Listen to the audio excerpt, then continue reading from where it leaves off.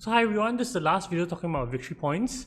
After this we'll talk about strategy, but let's just jump right into the last few hard victory points to obtain. Okay, so the first hard victory point we're going to talk about is the Tleilaxu point 2. So the Tleilaxu point 2 is here, can you see it? So from where you get, which we have established as reachable, you still need 9 extra cubes in order for you to get to the second Tleilaxu point. So this is based on a 3-to-1 conversion that you can purchase, that everyone can purchase during a reveal. So it requires 9 more cubes, but often it's not achievable without help. So what do I mean by this is that based on how you play normally, right, it's very hard for you to just buy cards and just like kind of not spend your cubes, or if you spend your cubes, like to get scarabs, just to reach the end. It is very hard to do it. So what do you actually need to do? You need help.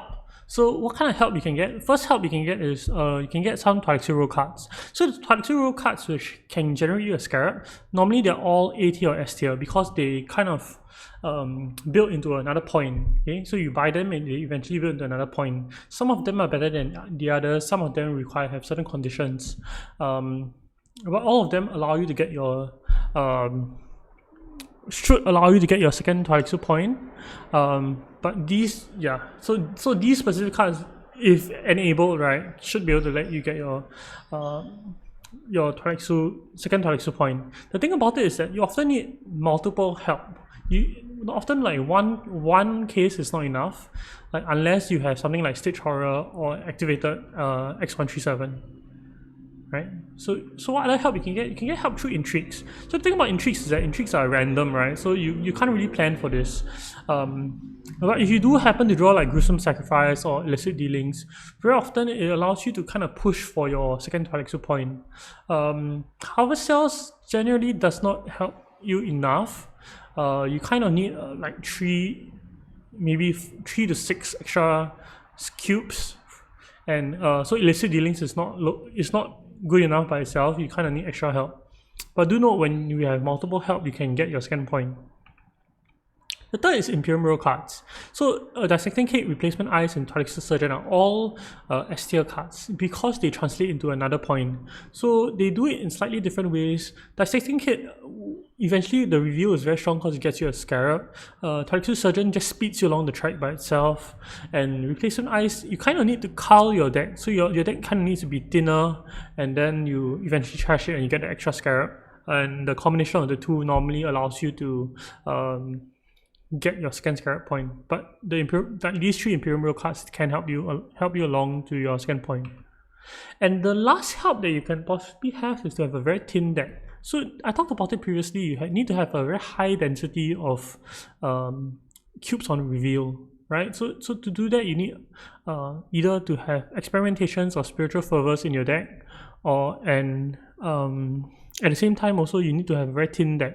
So if you have these 2 scenarios, you're often able to get to the second Tleilaxu point with multiple cases of help.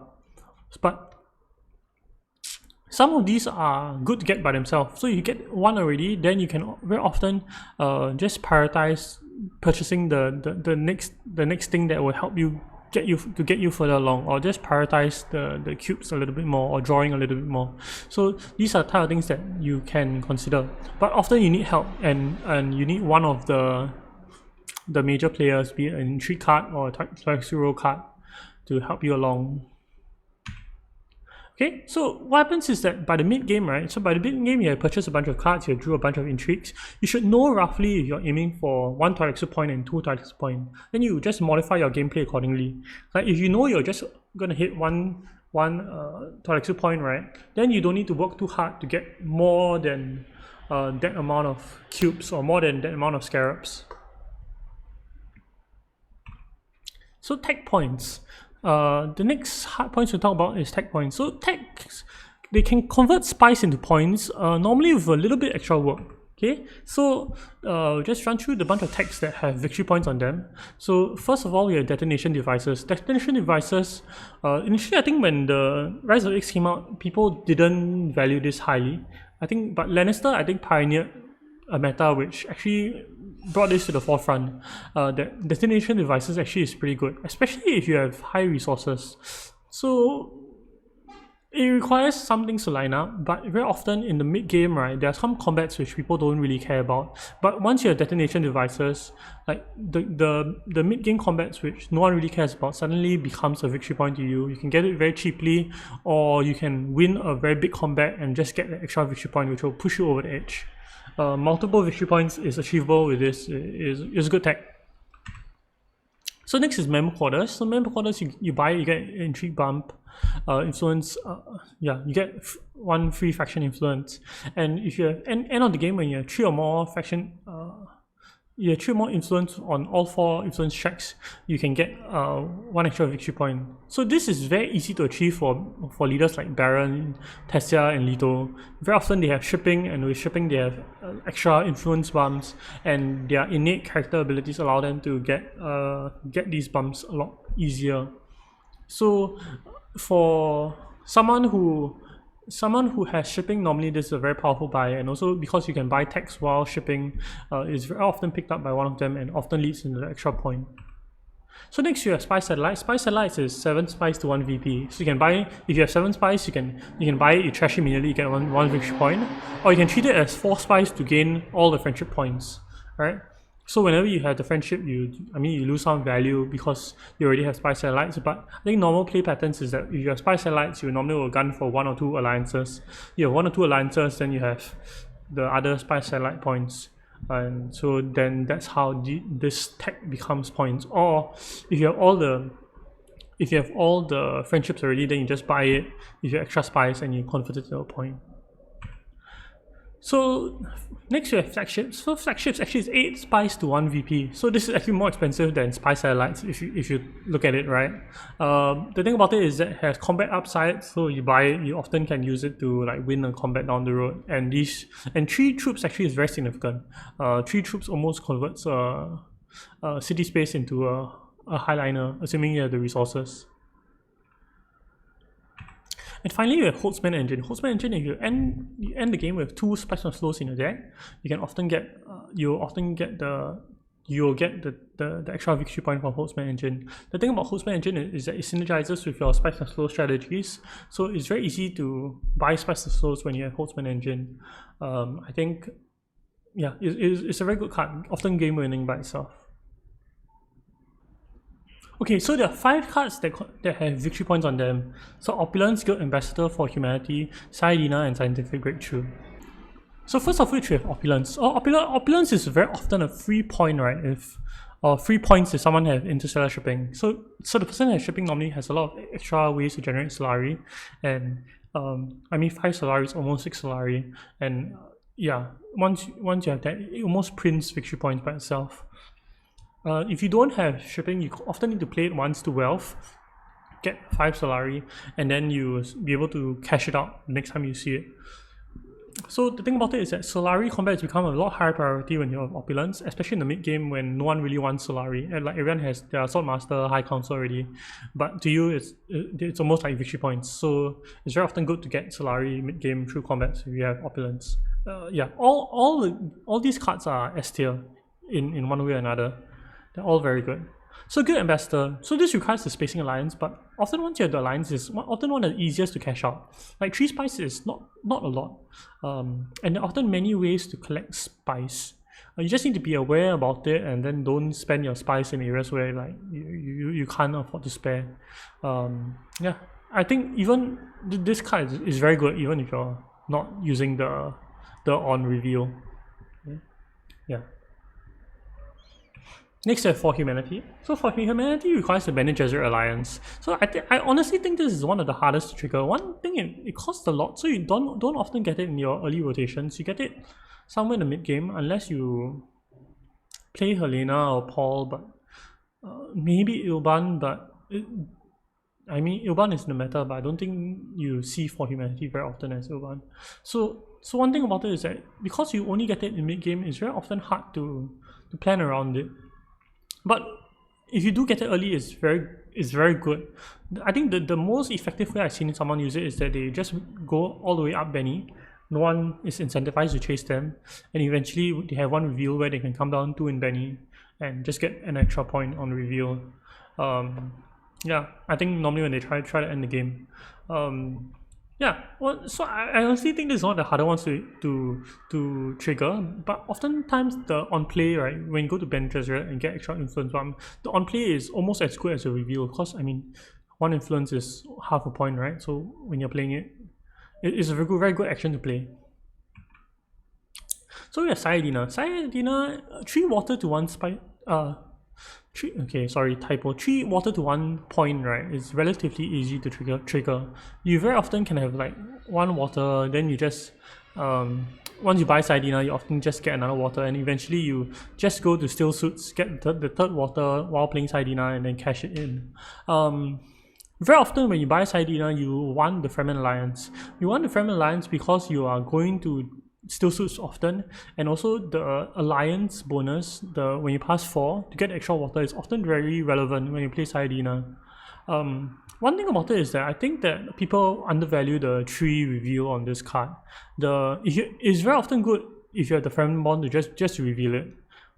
You can always convert the water later,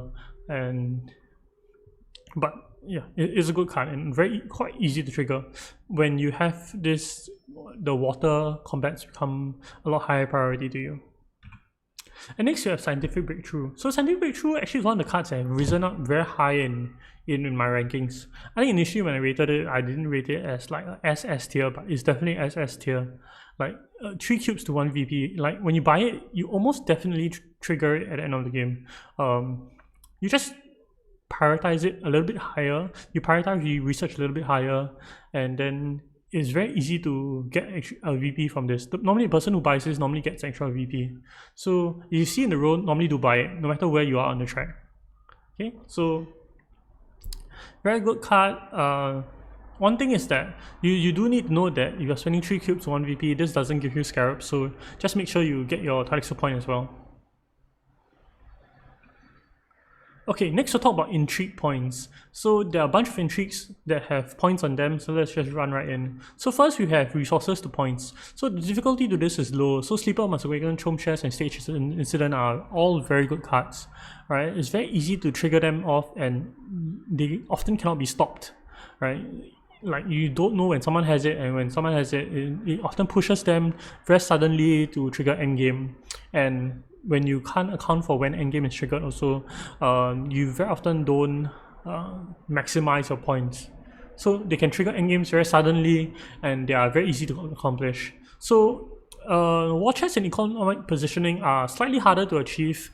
I think because like Chome Chest normally can be done like just going up and down shipping. You normally can get enough Solari for Chome Chest, but war chest and economic positioning, you kind of need more Solari than that. You need an excess of Solari, and normally it's very telegraphed if someone has like these cards, because they are hogging Solari like no tomorrow. But I think you have these cards, you can plan around it. Relatively easy to score them as well.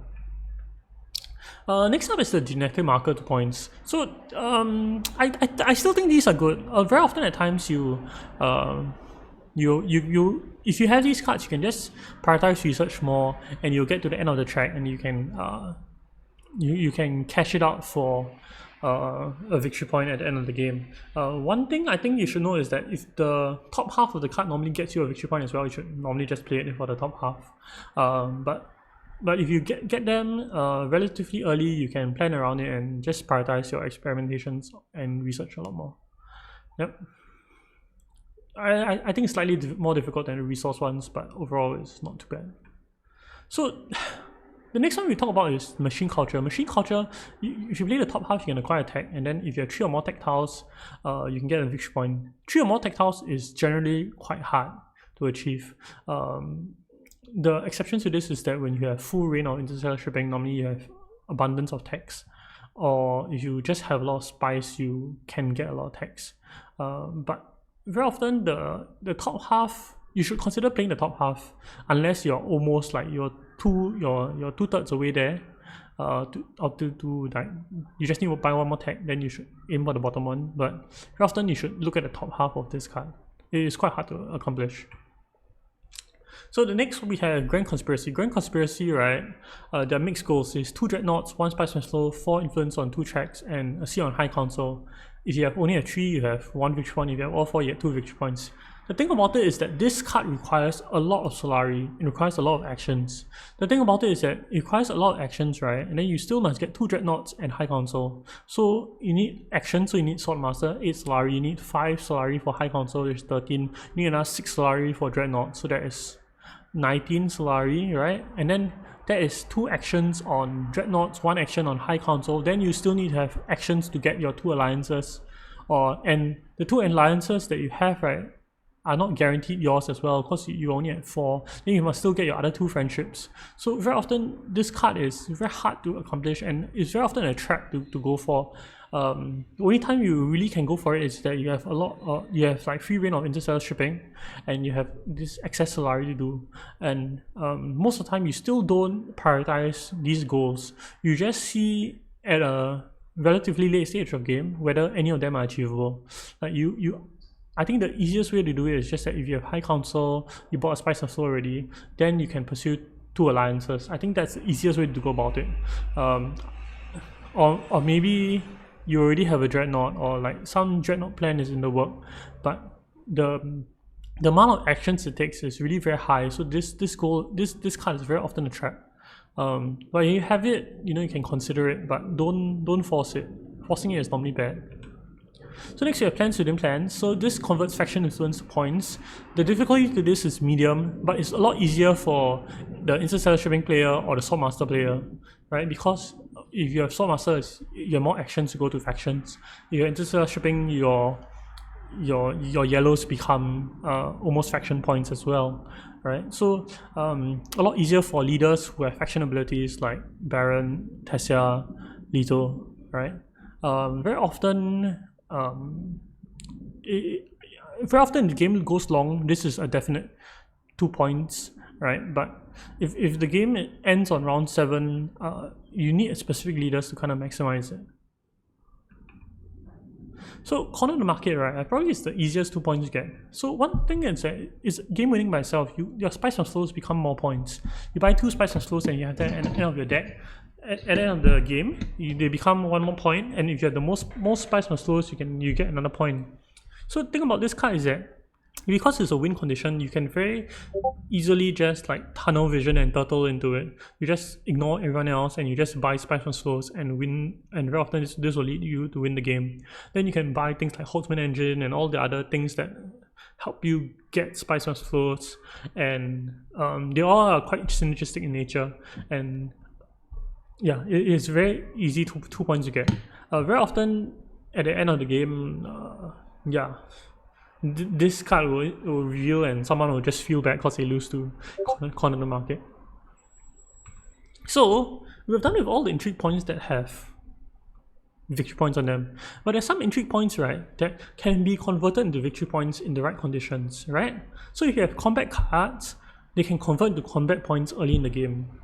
Or if you have enough of them, they can be resources to get you the victory points at the end of the game, right? So how you should look at these cards, right? Or you should look at all intrigues as mini quests to go on to get you victory points. So let's say if you have combat cards, right? Somewhere in the early to mid game, if there are combat VPs available, you should consider prioritizing them higher, because it's very often that because of I think only like 10, maybe 15% of the early game combat cards are relevant, and because of that, if you draw any of them, 15% of the intrigue cards are relevant, right, in terms of combat. So if you draw any one of them early, you should try to convert them into victory points or some advantage early. Then if you draw the intrigue cards that grant you card draw or give you persuasion, very often you're using them to buy special flows late in the game, or you're using them to kind of deck build. You're either using them with 1 or 2, but most of the time you can convert them into points by buying special flows. So this is how you should look at these intrigues as well. They're not just cards that you play because you want to burn them, but they are cards that are conditional points, right? This is a point if I have 7 persuasion, like Charisma is a point if I have 7 persuasion in hand, and Water of Life is very often by itself a Spice and Slow, assuming I have the resources for it. Then also, let's say you have some faction cards, right? The faction cards can often turn into friendships or alliances. Like these extra bumps that you get, right, are what normally allows you to maneuver so that you can steal alliances in ways that other people cannot predict for. Like normally people have like contingency plans, like if people like come for their alliances, they have a plan. But when you have this type of hidden faction influence, they often are what it takes to push you over the edge to steal the alliances. And often, and if not, they are easy friendships to get. So that's how you should look at these specific faction cards. So that's all the victory points that we're talking about. We talked about the 5 easy points, the faction friendships. We talked about the first Tleilaxu point. We talked about the hard points, the faction alliances, buying spice from slows. We talked about combat in some way. We talked about the second Tleilaxu point, and we talked about all the miscellaneous points that you can get. So now that we have talked about it all, in our next video we'll be talking about how do you develop strategies to attain your 5 hard points. How do you convert your early game objectives into your 5 hard points? And this is what we're talking about, the mid game, and this is where the next video will hit. So I hope you stay tuned for that, and this will all make sense and should come together in the next video. Hope you enjoyed this video. See you around. Bye!